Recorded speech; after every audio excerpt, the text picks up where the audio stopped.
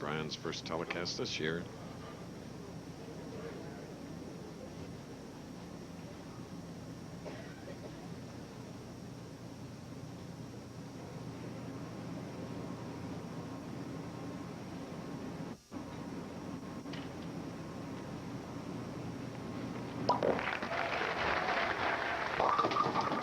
High hit, leaving the 3, 6, 9, 10 on the right lane. Here's a man that bowled 8 strikes in a row in his first match against Bob Belmont.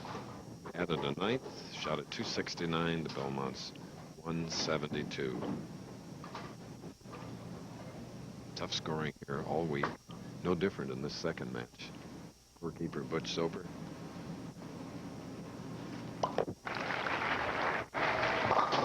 right. Nice spare. Let's go to Bo Burton with a guest. Thank you, Chris. Ricky Ward, you qualified second. And Ricky, all week long the scores have been low. You are a great low-score bowler. What is your game plan when you go into a low-scoring? You just try to shoot big numbers, or do you keep this? I just try to set a pace of like 2 teams and go from there. And usually when you do that, you find 230s and 240s find their way. So basically low-scoring, I like them, and we'll see today what happens. Tell you, the way the Cat's bowling, Chris, he's going to need more than just a 2-team. Back to you. That's right. And Harry Sullins now has a strike in the 5th frame and continues to lead against Brian Voss. Brian, though, has a strike up, can really narrow the margin to 2 if he can strike here in the 5th frame. Brian Voss, man Bo just talked to, Ricky Ward, is up and practicing. Big shot for Voss. High in the first, light in the second. Key shot here. All right.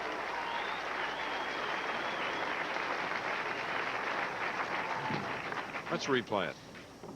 Angle is so important to the pocket. Voss moves a little to the right. Now he gets some angle on the 5-pin. The ball impacts the 1-3. Instead of deflecting, he takes that 5, shoots it over the 7, saws out the 6, taps the 10. He's in business. Now he only trails, or by 2 pins, he can take the lead for the first time in the match. 6th frame.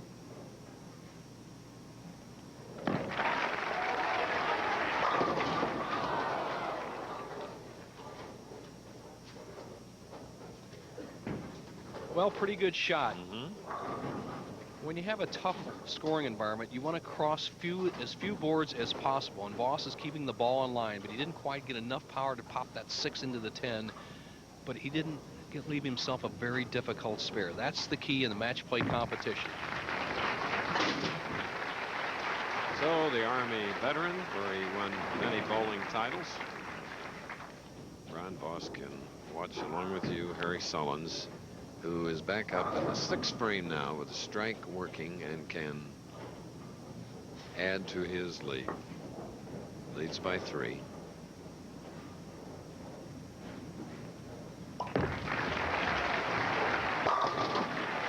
And to move left with a 13-pin lead. On a pair of lanes, a player like Harry Sullins with a little more power than the other 4 players in the championship round has a slight advantage because he has an hour to warm up, and now he can make the adjustments and keep his ball in play. Theoretically, you can't get the ball outside these 2 lines right here. This is the OB that we call on the tour. You whip it outside this week, and you're going to be in big trouble. It's okay down the center, and that's what has kept the scores down. Keep it in that zone.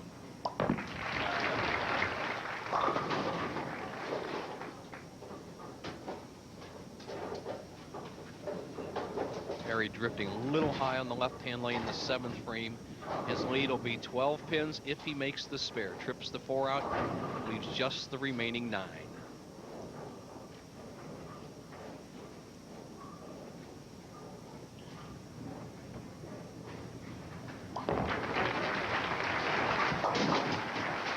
Harry, the number 4 seed on our final 5 this afternoon, leading by 12. We'll be back.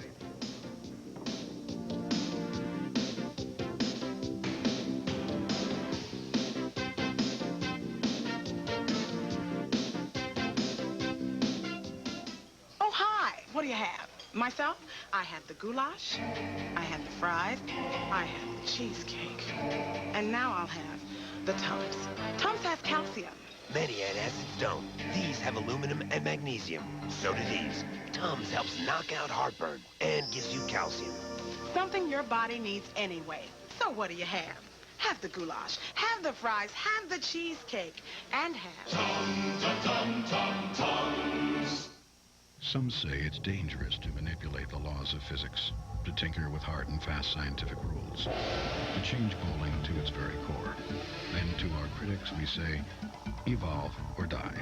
Quantum is a revolutionary urethane ball with multiple core configurations, creating identical reaction and power in lightweight and heavyweight balls, and changing the structure of the game forever.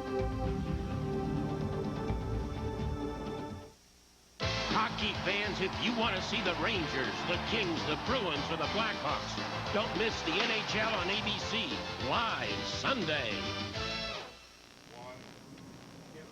Here's our tournament leader, Jess Stayrook. Game and a half away. Good and loose. He's one of the many players that next Saturday will be in the Split Fire Spark Plug Open. Something new. The Erie Civic Center, that's right. 2 pairs of lanes set up specially. 3,100 people have already bought tickets, as George and Nancy Warren will be hosting. 3-6-10 for Brian Voss. Voss is just not the Voss of a year ago, Chris. He didn't make mistakes like this. He just decelerates his arm swing, a little lack of confidence in his arm swing, lets the ball drift high, and he leaves a very difficult spare. Remember I showed you that oil pattern where there's oil outside the 10th board? It's easy to slide by or chop. Good shot there, though. Brian Voss, who was second here last year to the winner, Jason Couch, 226 to 173. Going against a power player like Harry Sullins, Brian needs a much better first ball strike percentage to win this match. The cat is loose. You can see him relaxed, confident there. Brian, always confident, now squinting, ready to go. 8th frame.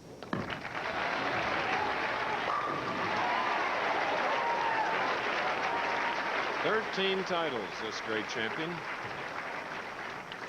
Chuck Collins, Mike Lemongello, and Brian into the Hall of Fame. Induction August 18th, prior to the General Tire Tournament of Champions.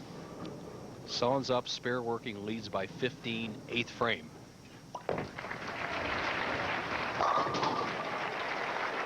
Comes right back. Winner will meet Ricky Ward, then the tournament leader, Jess Stayrook. Harry taking one of his 2 re-racks he's allowed in any championship match, asking for it right on the left lane. Coming up next, ABC Sports begins coverage of golf's first major of the year, the LPGA's Best Gather in Palm Springs to honor the memory of a very special friend. From California, it's an Nabisco Dinah Shore coming up next year on ABC Sports. The legend can increase his lead to 25, 9th frame.